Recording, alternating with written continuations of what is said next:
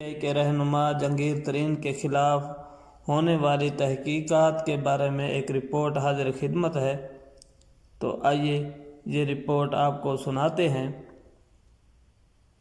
اس report کے آغاز میں آپ کو بتاتے چلیں کہ پاکستان کے وفاقی تحقیقاتی ادارے FIA نے حکمران جماعت PTI کے رہنما جہانگیر ترین اور ان کے بیٹے علی ترین کے خلاف منی لانڈرنگ کا مقدمہ درج کر لیا ہے۔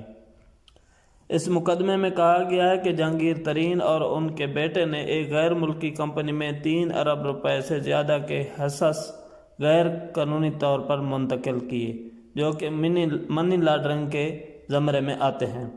اس کے علاوہ منی لانڈرنگ کے ذریعے بیرون ملک رقم منتقل کرنے کا بھی ذکر کیا گیا ہے۔ جہانگیر ترین نے دنیا نیوز سے بات کرتے ہوئے کہا کہ میرے خاندان کے خلاف تمام الزامات من گھڑت ہیں۔ میرا سب کچھ ڈکلیئر ہے۔ یہ ہمارے خلاف سوچی سمجھی سازش ہے۔ حقائق کو نظر انداز کرتے ہوئے ہمارے خلاف مہم چلائی جا رہی ہے۔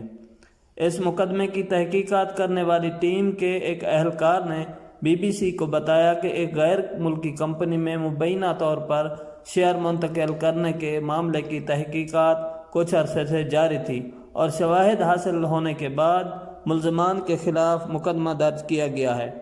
اہلکار کے مطابق یہ شیئر ملزم جہانگیر ترین کی کمپنی جمال دین والی شوگر مل سے غیر ملکی کمپنی کو منتقل کیے گئے تھے۔ اہلکار کے مطابق اس مقدمے میں کمپنی کے دیگر ملازمین سے بھی پوچھ گچھ کی جا رہی ہے۔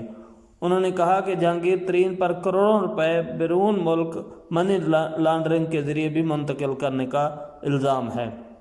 واضح رہے کہ ملک میں آٹے اور چینی کے بحران سے متعلق بنائی گئی JIT مشترکہ تحقیقاتی ٹیم نے حکومت کو جو رپورٹ بھیجی تھی، اس میں پنجاب حکومت کی طرف سے جن شوگر ملوں کو سبسڈی دی گئی تھی، اس میں جہانگیر ترین کی شوگر مل کے علاوہ وفاقی وزیر خسرو بختیار کی شوگر مل بھی شامل تھی۔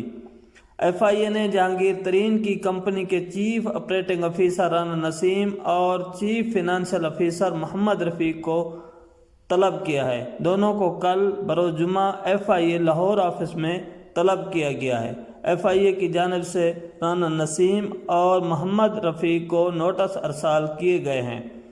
FIA کی جانب سے سابق سیکرٹری زراعت پنجاب رانا نسیم سے انہیں حاصل مراعات کی تفصیل طلب کی گئی ہے۔ رانا نسیم سے ان کی فیملی کو بیرون ملک بھیجی گئی رقوم کی تفصیلات بھی مانگی گئی ہیں۔ محمد رفیق سے 4.35 بلین روپے کی منی ٹریل کی تفصیلات مانگی گئی ہیں۔